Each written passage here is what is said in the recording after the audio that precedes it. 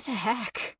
How did we end up here? Like, this is so radically different from what I thought it was going to be like. And I am devastated. I'm so sad. Like, what the heck?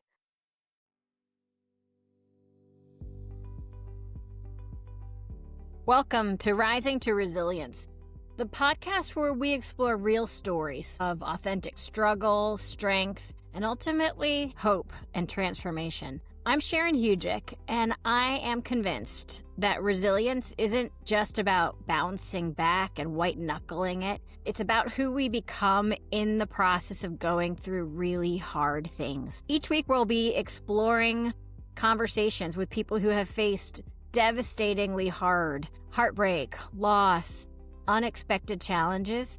Yet, even through that pain, they've discovered new strength, they've found purpose, and somehow even joy on the other side. If you are in the middle of a storm right now, or if you're just looking for hope and encouragement for the journey, this is a really good place. Here, my hope is that you'll find perspective and resources and practical tools, but also give you something to cling to, because hope is what it's all about.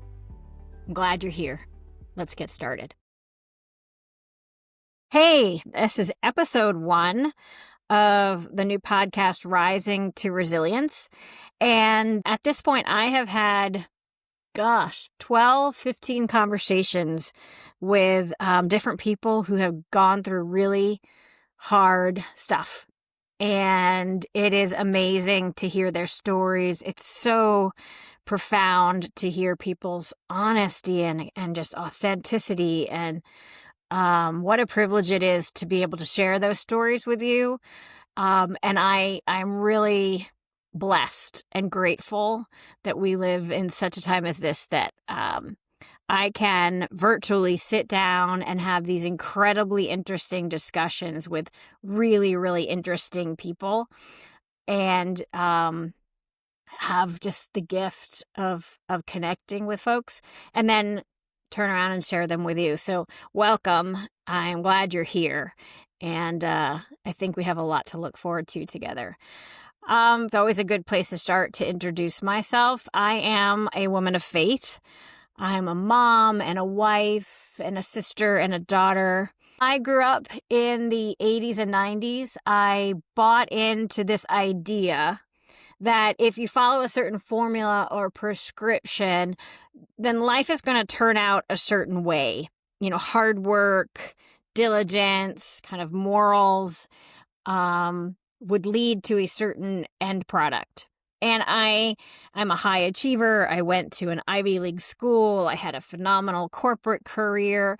And I kind of imagined that I was setting myself on this path of success. But the success I was craving really was driven by this. I want to be a mom. I want to have a family life. And that was harder to accomplish than I think I would have thought when I was 18. My husband and I got married when we were into our 30s, so I had many years of singleness that felt really heavy. Our desire to start a family was limited and controlled by many years of infertility and miscarriage and loss.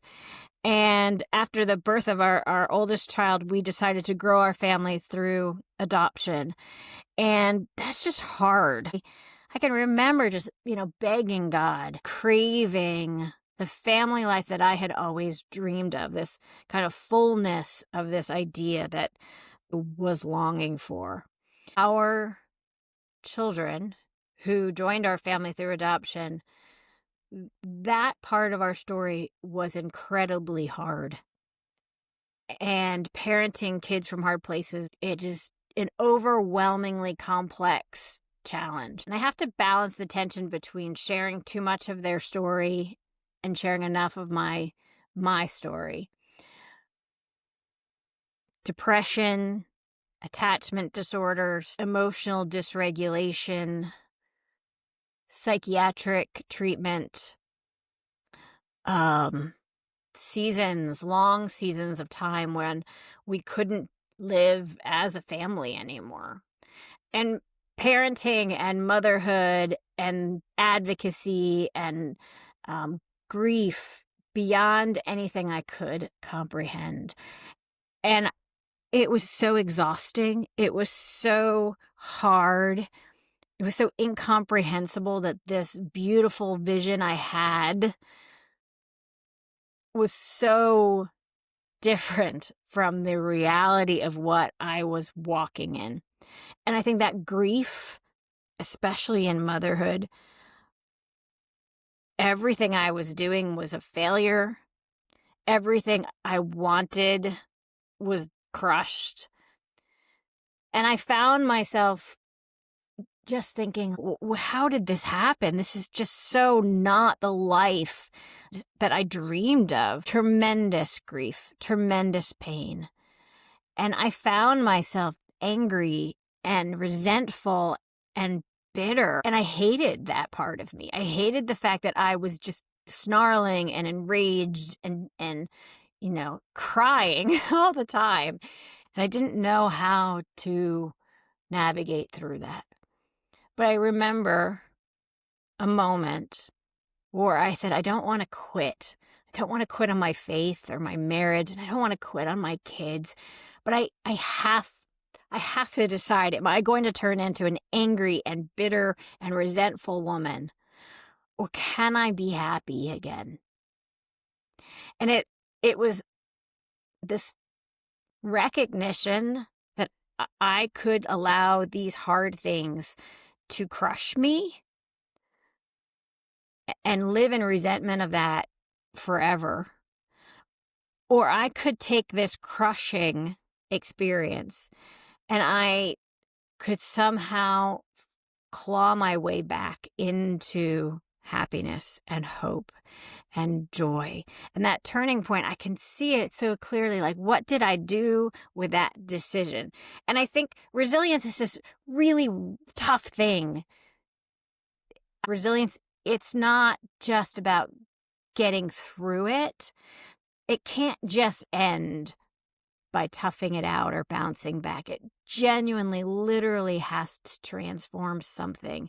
And in my life, it had to transform me in a way that hurt more than anything I could have ever fathomed. Yet it has had a profound impact on the quality of my character, my faith, my decisions on how I parent, my marriage. I am better because I went through those hard things. Rising to resilience is about that very thing. How can hard things that grieve us and that feel unrelenting and overwhelming and impossible, how do we choose hope? Where are the stories of people who faced those hardships and somehow metabolized that pain and grown stronger? And that's what you can expect. Honest, vulnerable, authentic conversations where nothing is pretty anymore. It's not going to look like Instagram. We are going to share and hear stories of those people who have been through the hard things and yet grown out of that. And that growth is beautiful.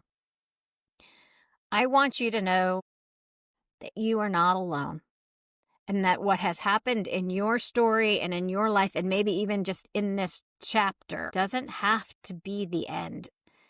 That there can be hope, that there are stories of people who've weathered the storms, and that together you can see them rise. I invite you to subscribe. Feel free to leave a review. And please share this with a friend that you know that is going through hard so they don't feel so alone, that they could hear stories of other people who have weathered the storms and found strength. It's so lonely, yet they're not alone. And there are other people who've been there. And hearing those stories, my genuine desire is that this could give them hope.